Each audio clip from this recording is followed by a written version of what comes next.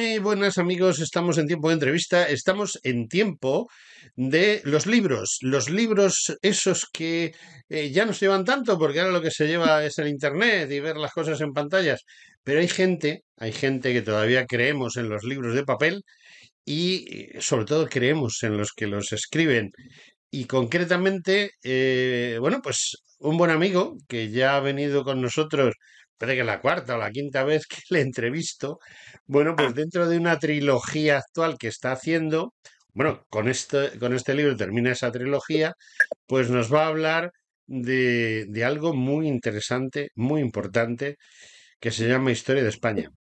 Y cómo quieren destruir a esa España que desde hace 500 años es la nación más antigua de Europa. Y bueno, pues ese amigo, ese gran escritor, ese gran historiador, es Fernando Vaquero. ¿Qué tal estás, Fernando? Muy bien, encantado de participar contigo en el programa y de reflexionar sobre estos temas que nos apasionan y nos preocupan. Bueno, Fernando, yo sé que tú eres un hombre comprometido, que eres un hombre que tiene digamos, conocimientos de política y de historia de tu región, de Navarra, importantes, del antiguo reino de Navarra, reino fundamental gracias al que existe España, porque si no llega a existir Navarra, la famosa batalla de las Navas de Tolosa en 1212, vaya usted a saber lo que podría haber pasado. Pero no vamos a hablar de 1212, vamos a hablar de lo que ha pasado a lo largo del siglo XX y está pasando en el siglo XXI.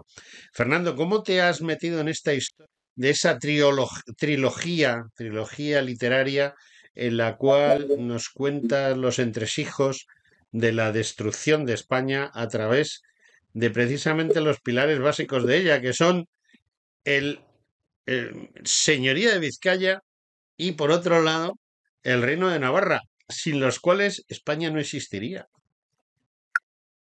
Pues mira, José Antonio, desde muy joven he sido consciente de que Navarra mmm, tenía una serie de déficits. Ahora se habla de déficits democráticos, que en definitiva era violencia, mentiras, falsedades, terrorismo, una politización extrema, una pérdida del sentido común, una pérdida de raíces, y que en la base de todo ello pues estaba el nacionalismo vasco, en sus diversas culturas, en sus diversas familias. Y entonces, pues bueno, pues empecé con los años pues a escribir, primero artículos, luego conferencias, luego algún libro. Y entonces pues decidí hacer un libro sintético de todo este tipo de inquietudes. De ahí que surgiera una trilogía.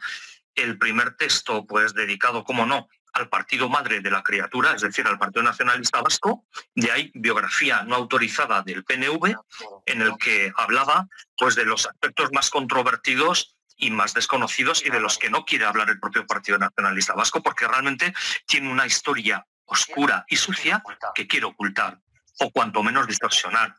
En el segundo volumen pues entraba en ETA, la izquierda Abertzale y Sortu, y en el tercero pues ya entraba de lleno en el impacto del nacionalismo vasco en la historia contemporánea de Navarra, especialmente el siglo finales del XIX, que es cuando se empieza a configurar, y cuando se desarrolla en el XX, y cuando ya en el siglo XXI pues parece que empieza a determinar la propia política institucional de Navarra.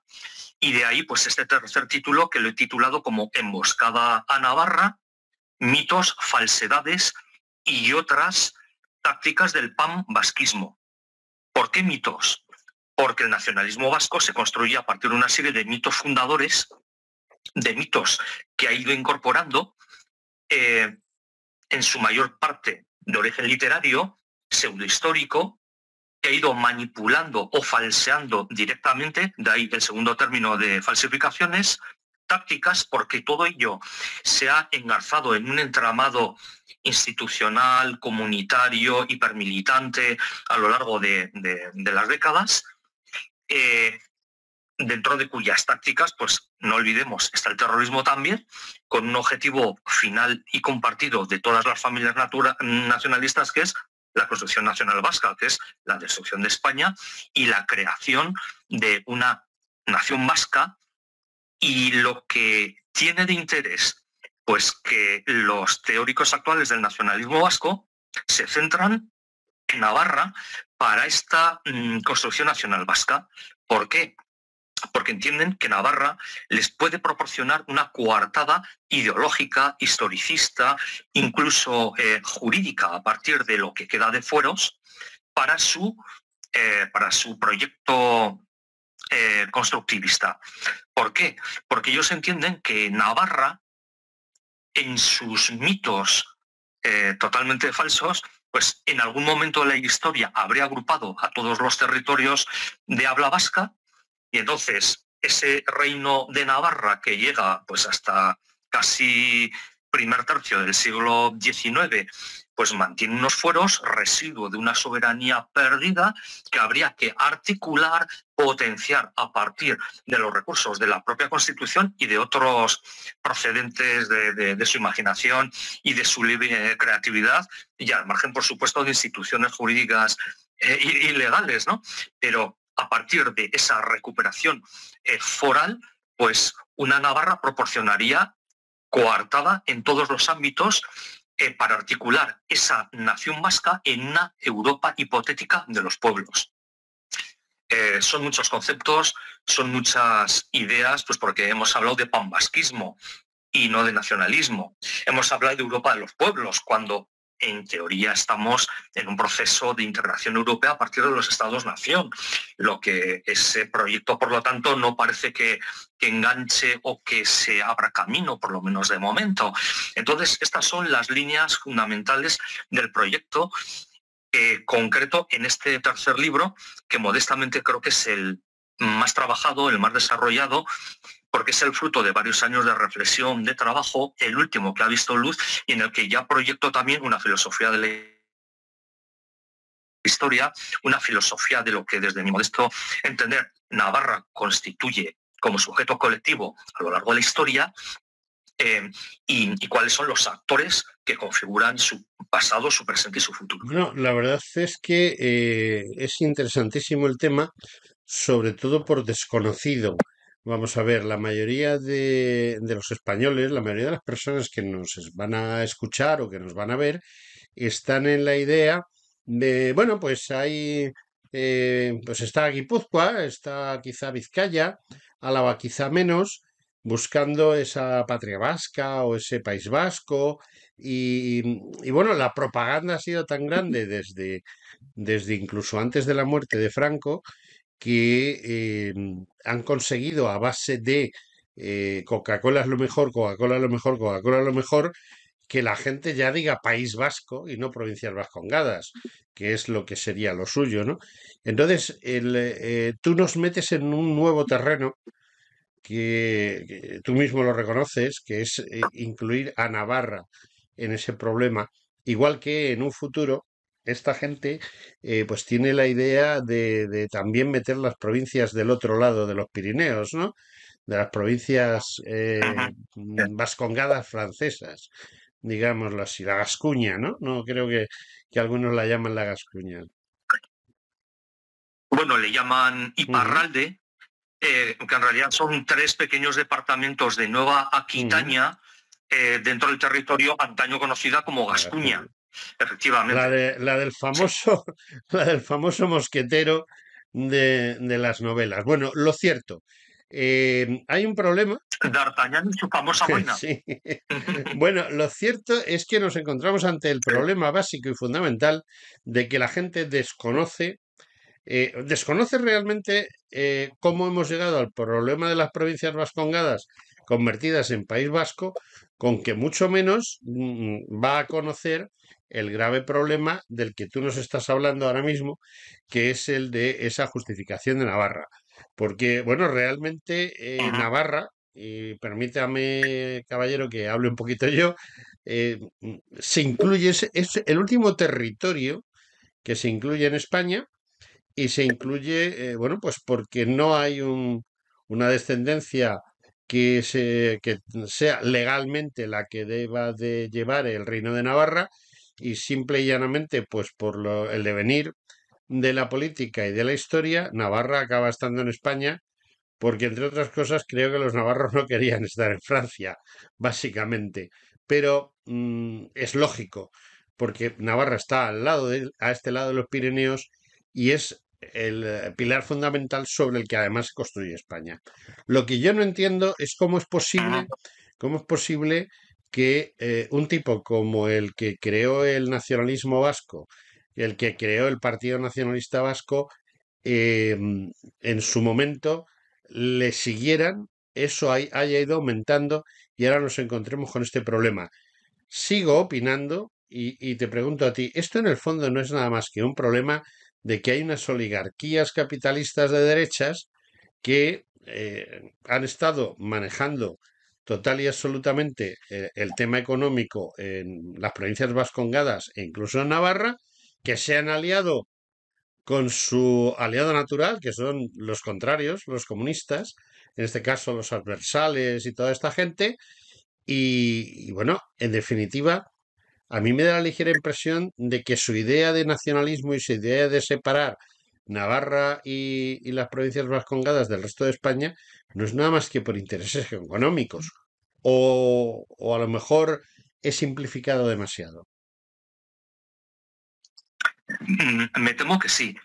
Por supuesto que en toda pretensión secesionista, en todo proyecto político, hay una voluntad de poder, más o menos legítima, más o menos expresa, y lo cierto es que al amparo de estas ideologías, pues se han ido configurando nuevas élites que pretenden dirigir y mangonear el país o los territorios en cuestión. Y dentro del nacionalismo vasco, pues ya en sus orígenes, desde el principio, había divisiones internas, había tensiones, había escisiones.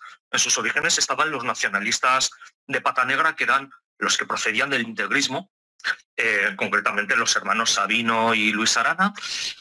Cuando se empieza a configurar el Partido Nacionalista Vasco, pronto enlaza con una corriente más liberal, que es la que representa una familia de oligarcas que eran los grandes navieros de la Sota, vizcaínos. A su vez, en los años de la Restauración, pronto se extiende el sector más moderado, Comunión Nacionalista Vasco, el sector más radical, Aberri. Se reunifican en la Segunda República, pero pronto se van los mendigosales y Acción Nacionalista Vasco, más radicales.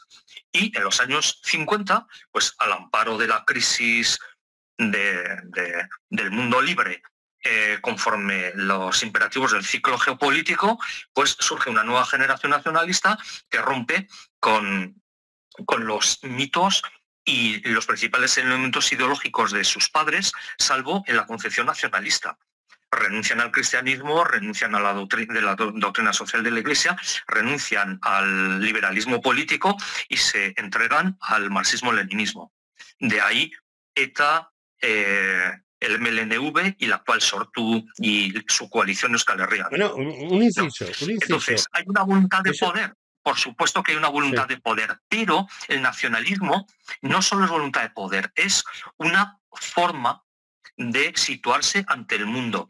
Es una manera de entender la vida, la muerte, las relaciones sociales, la familia. Es una ideología holística, de deriva totalitaria. No es una mera ideología al uso, la del PP, la de la socialdemocracia clásica, hoy te pones tú, hoy me quito yo, hoy tapamos nuestras miserias. No, aquí hay una voluntad realmente de crear un nuevo sujeto y una nueva sociedad. Es realmente un paquete ideológico que tiene una implicación comunitaria, de ahí tantas expresiones en la cultura, en el folclore, en el deporte, en el montañismo, en una hipermilitancia que sorprende a cualquiera que venga a Vascongadas y Navarra, o cuando sales fuera, pues te das cuenta que más allá de las Mugas, al sur del Ebro, pues la gente no tiene tanta preocupación política, ¿no?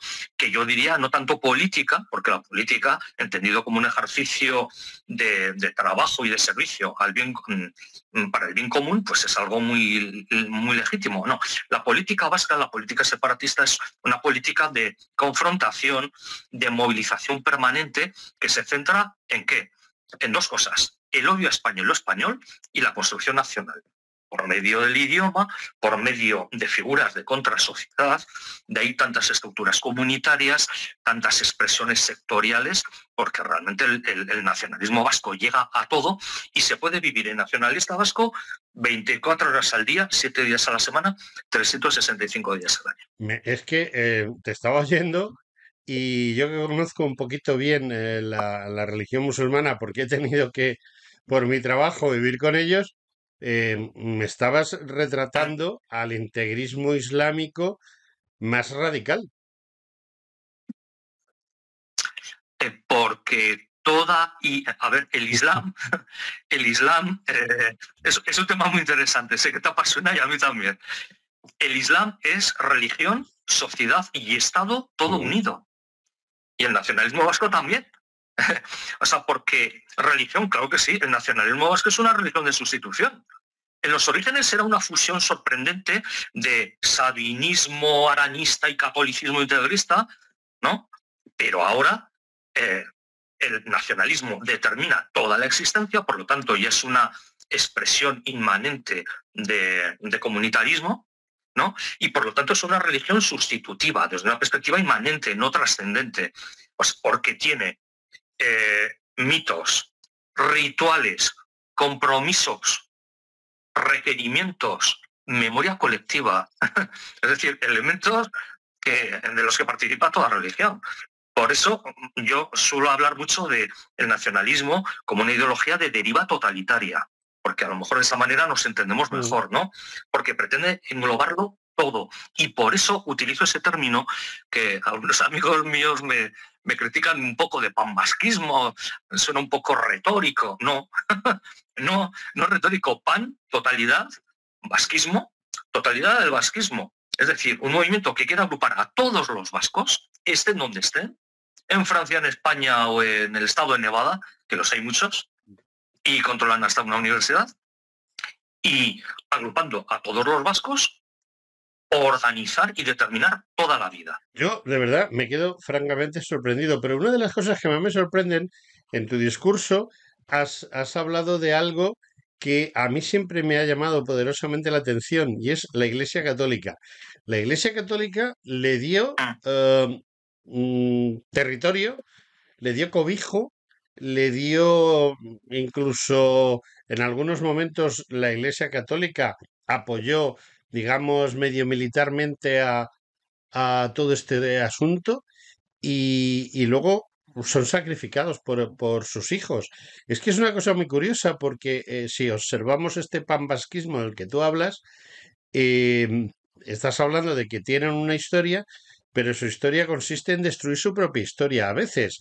Y ese es el caso que yo veo concretamente en el tema de la Iglesia. La Iglesia les dio todas las facilidades del mundo y todo el apoyo del mundo para que ellos ahora aparten a la Iglesia. ¿Es un contrasentido o eso ya estaba premeditado? ¿O es que a la Iglesia le gusta suicidarse? No, lo que pasa es que el nacionalismo vasco es oportunista. Entonces, el nacionalismo vasco, como todos los separatismos, pues tiene la pulsión de ser más modernos que nadie. Entonces, pues a finales del siglo XIX y principios del XX, ¿qué era la moda? El nacionalismo de corte herderiano, germánico y ario. Entonces El ellos eran germanistas, herderianos, ¿no? No era un nacionalismo jacobino, ¿no? Era un nacionalismo romántico, una cosa especial.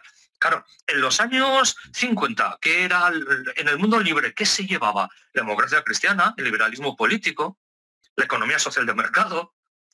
En la época posmoderna, ¿qué se lleva? Agenda LGTB. Entonces ellos, a partir del euskera, del folclore, de una cierta transmisión del etnos vasco, no tanto racial como cultural, hasta nuestros días, pues quieren capear y instrumentalizar todo tipo de ideologías. La Iglesia es fruto de su tiempo también. La Iglesia en el siglo XIX y XX, pues en el País Vasco era casi todo. Difícilmente se podía vivir en Masconadas y Navarra y permanecer al margen de la vida social católica, porque llegaba a todo, porque la práctica era impresionante, las órdenes religiosas tenían una fuerza formidable, pero la Iglesia Católica, pues claro, sufre también los efectos del Vaticano II, sufre los efectos del impacto del consumismo, de los movimientos de liberación de la mujer, en fin, de las ideologías críticas que desarman buena parte de los entramados filosóficos y las propuestas filosóficas y existenciales del cristianismo. Y entonces, claro, esto está en una especie de dialéctica. El nacionalismo no se le da a nadie más que a sí mismo. Entonces, la Iglesia tampoco creo que sea justo hablar de Iglesia porque, ojo, había muchos católicos que no eran nacionalistas. Entonces, en los principios, a lo largo del siglo XX y ya en el siglo XXI, a nivel de jerarquía, ha habido durante décadas, la jerarquía tenía unas relaciones más bien malas con el nacionalismo vasco. En los años 50 y especialmente 60-70 es cuando la jerarquía es tomada, los obispados por vascos de origen, se tiene compañía, y cuando tiene lugar al amparo del Vaticano II, de la teología de la liberación, de los movimientos de liberación del tercer mundo, que no son fenómenos exclusivos de Vascongadas en Navarra. Piensa que cuando ETA se constituye y mata, y cuando algún benedictino, algún capuchino y no pocos laicos católicos de origen entran en ETA, había sacerdotes aragoneses fundando el Ejército de Liberación Nacional de Colombia, o nutriendo las filas de las FARC, o de la Alianza Libertadora Nacionalista. Sí, en Nicaragua también. O sacerdotes belgas, en Nicaragua, etcétera, etcétera. Es decir, es una interrelación en la que es determinante la geopolítica y la mentalidad del momento. Hay dos cosas que me llaman poderosamente la atención. Una de ellas estamos hablando del euskera. Que yo sepa, el batúa, más que el euskera, es un invento. O sea, porque yo soy lo suficientemente mayor como para haber estado allí antes de que muriese Franco, y yo he conocido un poquito la zona. Además, he tenido familia muy introducida en estos problemas, gente relacionada con tanto el Partido Nacionalista Vasco, o sea, aunque yo soy castellano, pero ya sabes que el fenómeno de la emigración en un momento dado hace que personas que son castellanas acaben siendo más vascos que los vascos de toda la vida, se metan dentro de partidos como el PNV o dentro de incluso fuerzas que están fuera de la legalidad, como es el caso del que yo estoy hablando. Pero lo que me llama poderosamente la atención es que yo sé positivamente que no existía un euskera, que el euskera se ha inventado y se ha impuesto un idioma inventado a partir de una serie de idiomas que no son exactamente así, porque en cada valle se hablaba un euskera diferente. Ha pasado, yo recuerdo, yo tengo un buen amigo en Bilbao que es de uno de esos valles, y entonces pues le llevan la televisión, ya hay la televisión en euskera y tal, y se la pone a la abuela, y que la abuela quería ver la televisión en euskera y no entendía absolutamente nada. ¿Cómo es posible? ¿Cómo es posible la creación de un idioma a partir de cero y que cuele como que es un idioma que tiene cientos de años? No, a partir de cero no, a partir de las hablas euskéricas, que vamos a ver, a lo largo de la primera mitad del siglo XX, los estudios de las diversas variedades del euskera progresan mucho, se buscan semejanzas, lugares comunes, y luego se establece que la variedad vasco-francesa del suletino, del departamento de Sola, un departamento precioso, por cierto, maravilloso, pues es el más literario, el que más flexibilidad proporciona, más recursos trae, ¿no? Entonces, en el año 68-69 se unifica el euskera en el batúa. Y entonces, claro, las nuevas generaciones ya estudian el batúa, tienen más influencia del suletino, del guipuzcoano que otras variedades. Entonces, según los valles, según las provincias, se entienden más mejor, pero es una cuestión generacional. Las viejas generaciones van muriendo, y los últimos hablantes de variedades, el roncalés, hace 100 años que murió el último hablante de euskera roncalés. Entonces, claro, las nuevas generaciones hacen propio el euskera y su voluntad es construir una nación a partir del euskera. A ver, este tipo de experimentos no son nuevos. ¿Cómo se ha construido el Estado de Israel? A partir del hebreo. Ojo, que el hebreo es un idioma moderno, ¿eh? No es el hebreo... Sí, el arameo que se hablaba hace 2000 años. No. Y nada, y muy poco que ver con el arameo de nuestro Señor Jesucristo, ¿no? ¿Qué pasó con el ucraniano? El ucraniano se empieza a redactar la gramática ucraniana más tarde que el euskera. Y mira qué está pasando en Ucrania, el nacionalismo, el ucraniano, que si es ruso, que no es ruso, que si es primo hermano, que si es distinto. Ojo, el idioma no es ninguna tontería, porque el idioma genera conceptos, juega con las sensaciones, ayuda a proyectar la personalidad, los sentimientos, los mitos. Es muy poderoso. Sin embargo, y no quiero llevarte la contraria, el euskera ha triunfado muy bien, por ejemplo, en Guipúzcoa, pero yo tengo buenos amigos en Vitoria que me comentan que allí la cosa va por otro lado y que incluso, aunque avanza y es casi obligado, o sea, vamos a ver, el aprender batúa se ha convertido en una obligación, incluso para obtener el carnet de conducir, para ser funcionario del gobierno vasco, etcétera, es imprescindible, pero sin embargo, no ha triunfado en la calle. Es un idioma complicado, es un idioma difícil y la juventud que no está por estudiar, pues a lo mejor resulta que no está facilitando la labor de ese euskera, ¿no? Es cierto. De hecho, las estadísticas que manejan cada año Euskarabidea, que es el organismo que implanta, sigue, financia el euskera en todos los niveles de ámbito administrativo, educación pública, educación concertada, educación permanente de adultos, inmigrantes, etcétera. Bueno, pues, ¿cuál es el dato que dan? Que crece muy despacito, muy despacito, muy despacito, de manera casi imperceptible, y sobre todo que las nuevas generaciones, salvo en el Goierri y la Universidad del País Vasco en Vitoria, y en los ámbitos de la administración, porque es obligatorio, pues 2 de cada 3 muchachos que estudian euskera cumplen los 18 años y cuando salen del Instituto de la Icastola hablan castellano, porque los espacios de socialización, de diversión y de interacción, alumnos de Erasmus, etcétera y tal, es en castellano o en inglés. Un dato, en el País Vasco te puedes examinar el carnet de conducir en castellano, euskera e inglés. No está mal. 90%. 90% en castellano. Segundo idioma, el inglés. Tercero, euskera. Sin embargo, para ser profesor de autoescuela, si no eres euskaldún, no accedes, porque es requisito sine qua non en los actuales exámenes de convalidación de títulos de profesor de euskera.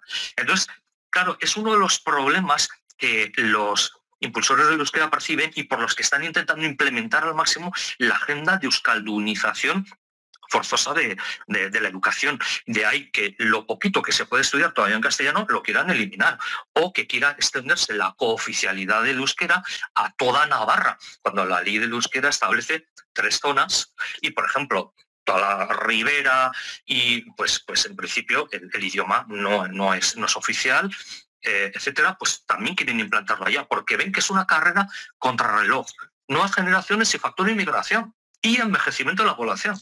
Ahí quería yo llegar, pero en Navarra, o sea, estamos hablando de un libro sobre Navarra y me da la ligera impresión de que esos 3 factores son fundamentales para... ellos pensaban que era muy fácil meterse en Navarra, les iba a costar trabajo, lógicamente, pero pensaban que iban a hacer una euskalización rápida de Navarra y me da la ligera impresión de que la cosa no es tan fácil, ¿no? No, realmente está costando. Está costando porque además, seamos realistas, en el mundo de Internet, las grandes emigraciones, decíamos antaño, la época de los Erasmus, de las nuevas generaciones que van a trabajar fuera, porque vivienda y trabajo es más accesible en Londres o en Nueva Zelanda o en Frankfurt que en Bilbao o que en Pamplona, ¿no? Bueno, pues entonces, claro, la vida va por otro lado, ¿no? Y entonces realmente están encontrando enormes dificultades. Son conscientes de de esos problemas y claro, ¿quién tiene la bola de futuro? Realmente nadie. De ahí su hipermilitantismo, su hipervigilancia, su movilización permanente. Y bueno, en ese sentido, pues es de reconocer un impulso militante que no acompaña a otras expresiones políticas o culturas políticas o nacionales aquí mismo en España. Seamos Seamos realistas. realistas. ¿Puede ser que ese hiper del que tú hablas sea su talón de Aquiles?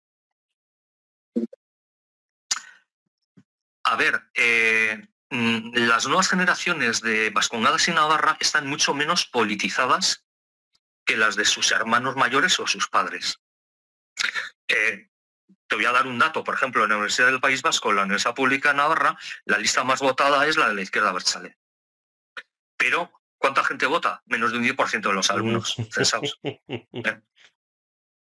Vamos a ver, entonces sí, puede tener un tercio, un 40% de los votos, es mucho.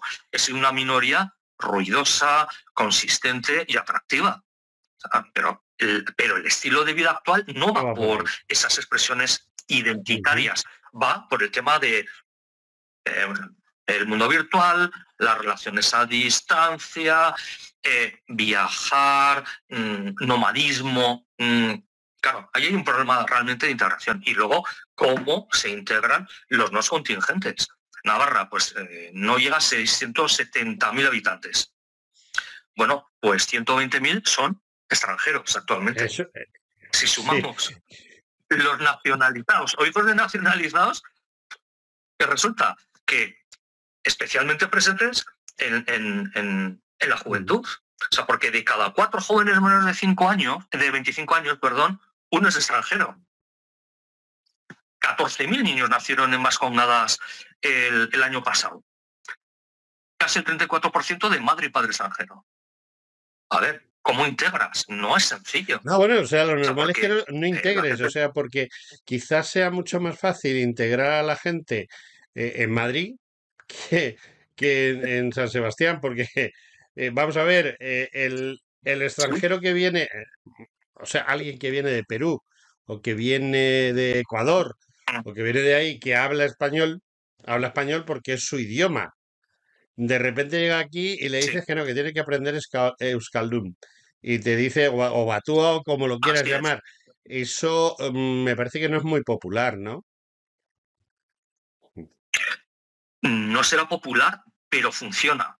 Lo cierto es que todos estos hijos de la emigración, que vienen del altiplano andino o de las tierras negras de Ucrania y Bielorrusia o del Magreb, o del Sahel, pues como van a hacer a la enseñanza pública, lo van a hacer en euskera. Es que la enseñanza pública no van a tener posibilidades de hablar en castellano. Sí, pero luego socializan en castellano. Vale, de momento. Esa es la batalla. Eso es lo que hay. Dios dirá, nadie lo sabe. Bueno, entonces volvemos a tu libro, porque se nos va pasando el tiempo.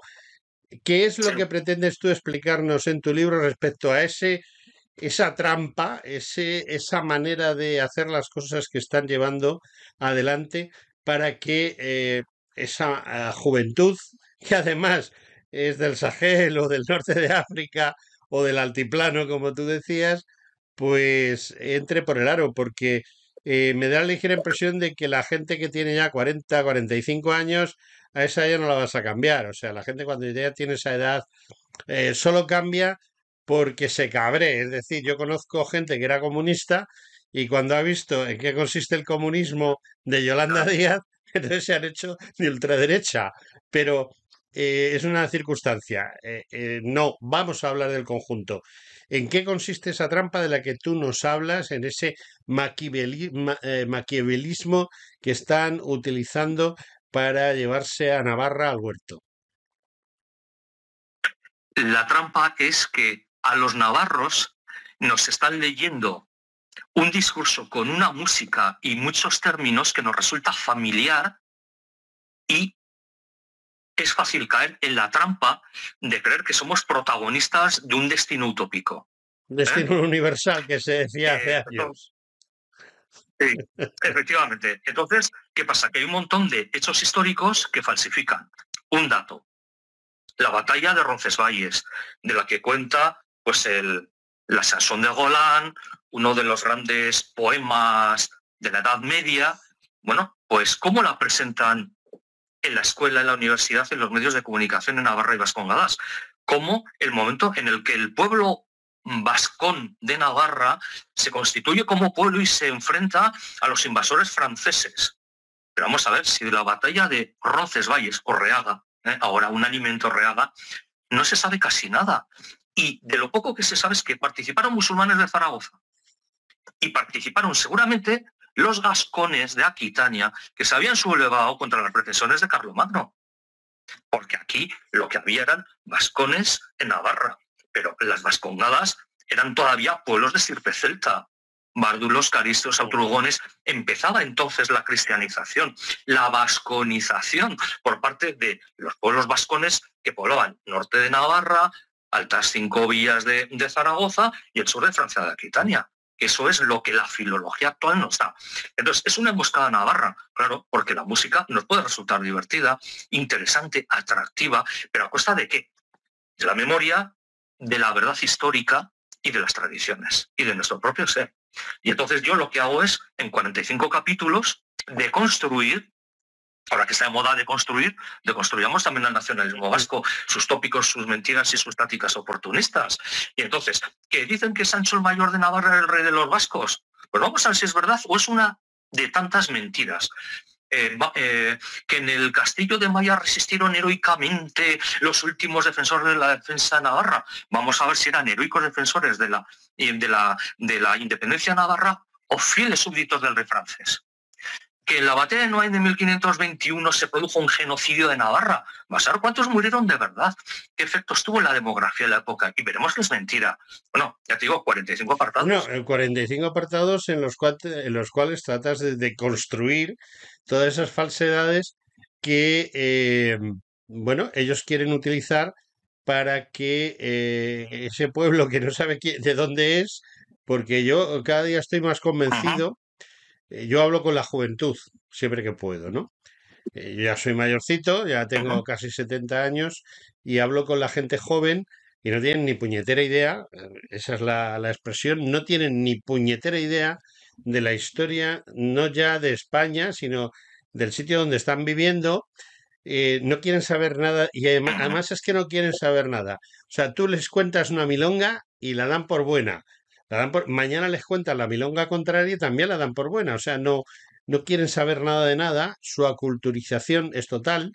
Esta sociedad ha procurado, o sea, esos partidos políticos como el PNV o como el Partido Socialista o como el Partido Comunista, lo que les interesa es que la juventud sepa firmar. No digo leer ni escribir, o sea, que sean, lo que pretenden es que sean analfabetos funcionales. Pero al ser analfabetos funcionales, a lo mejor todo el esfuerzo que ellos hacen para venderles la moto y el esfuerzo que tú en 45 capítulos tratas de desmontar, ese esfuerzo de ellos, ¿realmente sirve? ¿Realmente nos va a ayudar? Pienso más que tú descomponiendo todo el esfuerzo brutal que ellos tienen porque es tremendo. Vamos a ver, yo creo que la geopolítica impone unos marcos de convivencia, de desarrollo de los movimientos sociales, pero que también juega el genio humano, la voluntad humana. No determina el futuro al 100%, pero de ahí que existan una serie de instrumentos, movimientos sociales, batallas culturales, etc. Yo soy un modesto peón de la batalla cultural. Ofrezco elementos de construcción que creo que son científicamente incuestionables, permítase la arrogancia, y entonces, bueno, cada uno que juegue su papel. Ciertamente es una situación muy complicada, pero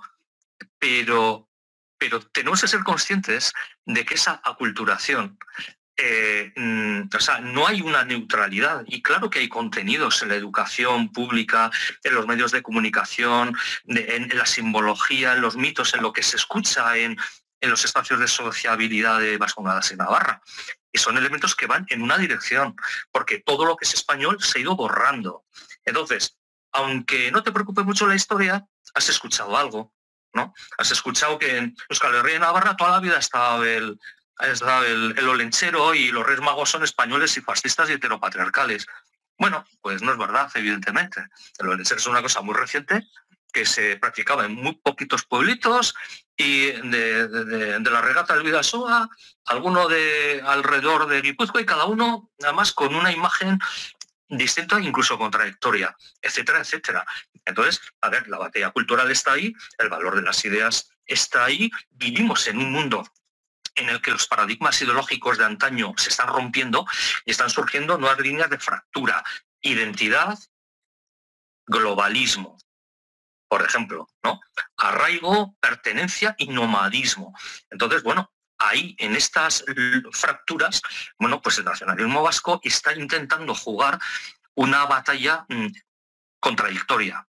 Porque si ya era contradictorio ser católico y universalista y nacionalista, es decir, supremacista y especialísimo y elegidísimo, bueno, pues en estos tiempos de globalización, pues ¿cómo vas a mantener una identidad vasca cerrada, exclusiva? Es realmente muy difícil, pero quieren jugar esa batalla, ¿eh? La identidad española es otra identidad que está en juego, que lucha por sobrevivir y que se nutre de batallas culturales, medios, partidos políticos, intelectuales orgánicos. Ahí estamos todos. Yo lo que dirás que estoy un poco hoy espeso en el sentido de que te ataco, pero es que quiero que las cosas queden claras. Hay un problema. Yo entiendo que el wokismo, que es el globalismo, ¿no? Lo que pretende es precisamente destruir al PNV. Lo va a utilizar en lo que pueda, pero al final casi el PNV para ellos es más peligroso que el propio españolismo. Entiendo, porque es más cerrado. Entonces, bueno, además los españoles se han rendido. Los españoles de Navarra y de las provincias vascongadas, a mí me da la ligera impresión de que salvo personas como tú y cuatro más que yo conozco, pues me parece que yo conozco a todos los que como tú están en esa lucha, el resto han optado por lo de, bueno, pues cuando yo falte ya veremos. Puede ser que el problema de la defensa de Navarra como ese puntal de España esté precisamente en la traición de quien debería defenderlo. Sin duda. Y hablaríamos de responsabilidades de la alta dirección del Estado, de los partidos políticos que han dirigido la nación desde los años de la transición, que dieron carta blanca al PNV con excusa de que ellos van a frenar al terrorismo, que son muy malos, etcétera, etcétera. Efectivamente, entonces hay muchos niveles de responsabilidad, pero yo creo que a la gente que intentas vivir honradamente, sacar una familia adelante, pagar impuestos, llevar una vida ordenada al bien familiar y colectivo, no se le pueden pedir los actos heroicos que la gente que tiene recursos, medios e instituciones para ello han renunciado a dar, ¿eh? Entonces, en ese sentido, traición, hay que ver quién o cómo. Por otra parte, muchas de las bolsas de resistencia españolista, ¿por qué han desaparecido más con gas en Navarra? Porque a muchos de ellos se les ha asesinado o se les ha empujado al exilio. Hablan de 120.000 vascos. ¿Cuántos navarros han exiliado? No lo sé. Yo conozco unos cuantos. Entonces, cuando vives décadas mirando debajo del coche por si te han puesto una bomba, es mi caso, al ser funcionario de prisiones, por ejemplo, bueno, pues evidentemente no todo el mundo lo soporta o tiene la obligación de soportarlo con la misma entereza. Entonces, traición. Es una palabra que yo la aplicaría desde luego a las altas instancias del Estado español, que sí que ha renunciado a la batalla política y a la batalla cultural.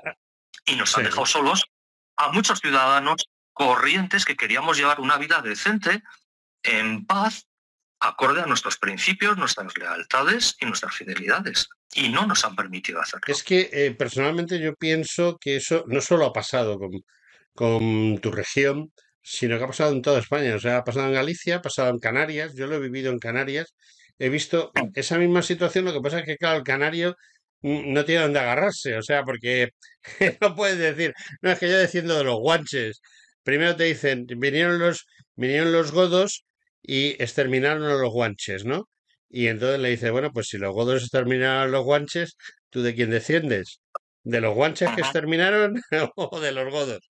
Es fácil de desmontar el O de kiosco, ¿no? los dos. Pero lo cierto es que yo entiendo a la gente, entiendo que la gente se ponga de perfil y diga, bueno, pues allá. Pero lo que no entiendo es que los políticos, las altas instancias del Estado, hayan hecho lo que están haciendo. Lo entiendo como una traición. Simplemente se han vendido al mejor postor y el mejor postor quería Sí, destruir España. sí, pero tenemos que verlo dentro de los movimientos sociales Ujú. globales.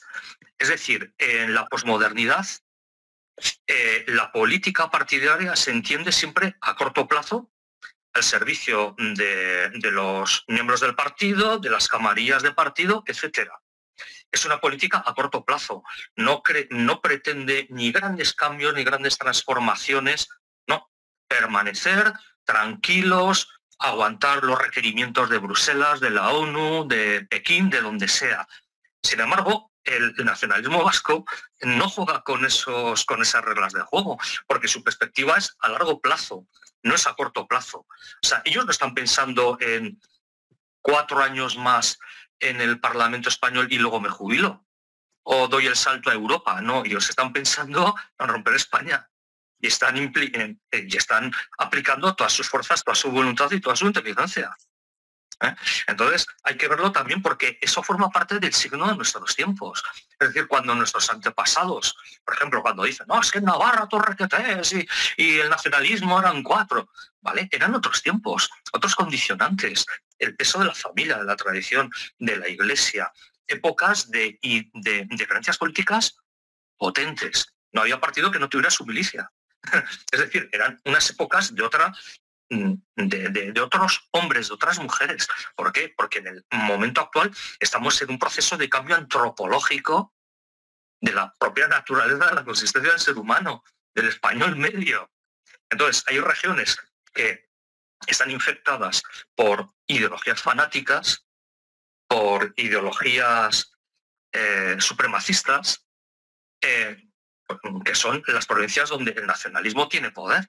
Así de sencillo. Sí, sí, lleva Con razón. normas de juego ajenos han metido otras cuñas, de otra madera, otras reglas de juego, con otros objetivos.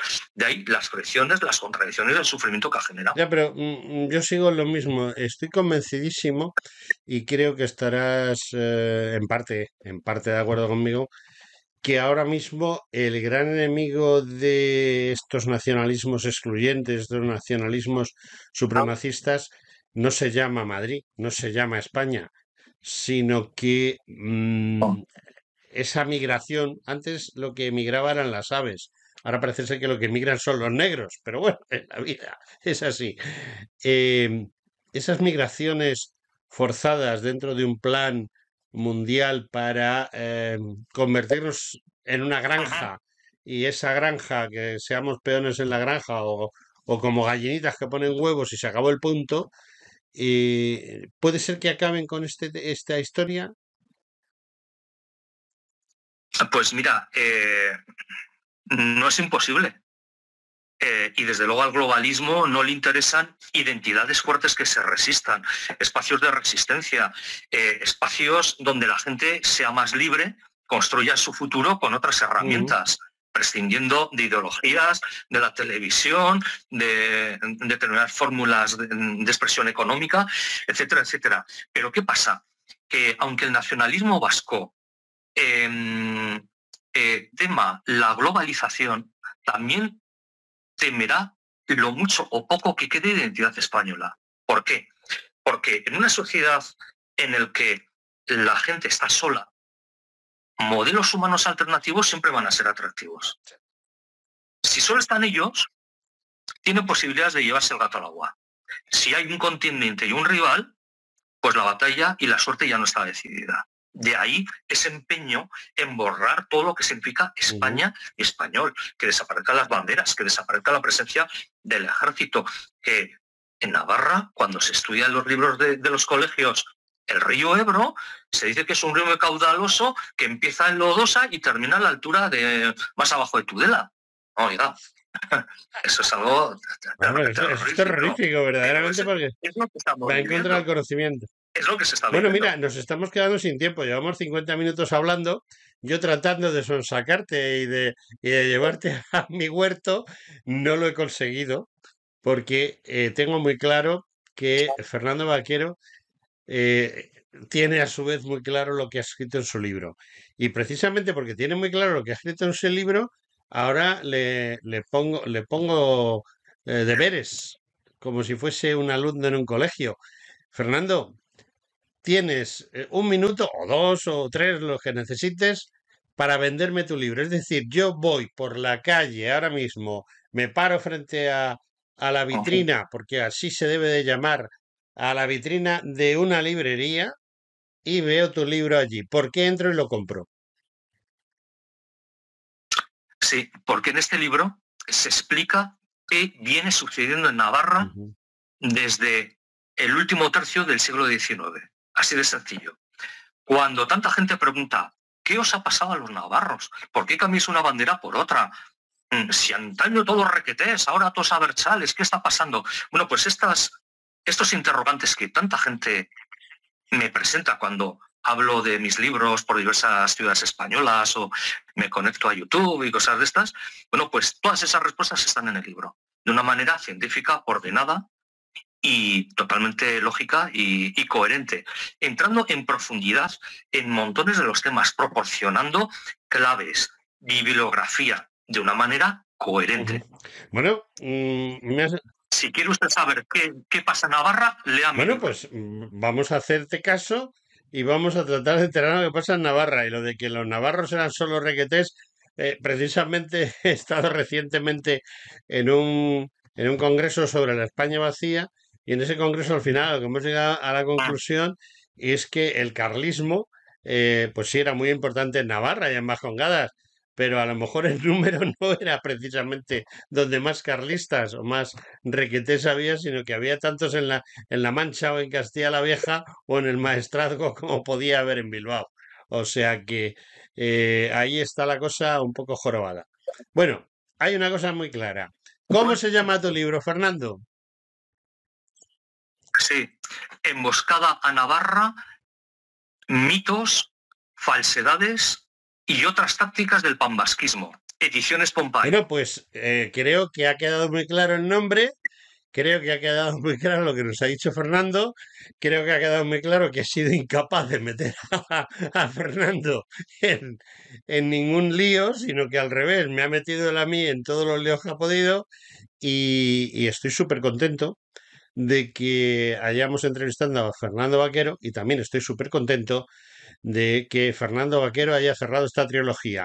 Un minuto para decirme en qué estás trabajando ahora. Pues mira, ahora en la promoción y difusión del libro, entrevistas, podcasts y también descansar, porque llevo toda la vida sufriendo el nacionalismo vasco y los últimos 5 años estudiándolo. Estoy saturado, no puedo más. Entonces voy a cambiar de ciclo y me voy a meter con los hermanos musulmanes en Pues haces Europa. muy bien. Fernando Vaquero, muchas gracias por estar este ratito con nosotros, que ha sido muy ilustrativo y creo que es lo más importante es que va a hacer que las personas que nos hayan visto y nos hayan escuchado se pongan las pilas y traten de enterarse realmente de cuáles son los problemas. Y bueno, no digo yo que los vayan a resolver, pero por lo menos que culturalmente sepan lo que está pasando. Fernando Vaquero, muchas gracias. Muchas gracias a ti y a todos los amigos que nos están escuchando. Gracias, un honor. Lo mismo te digo.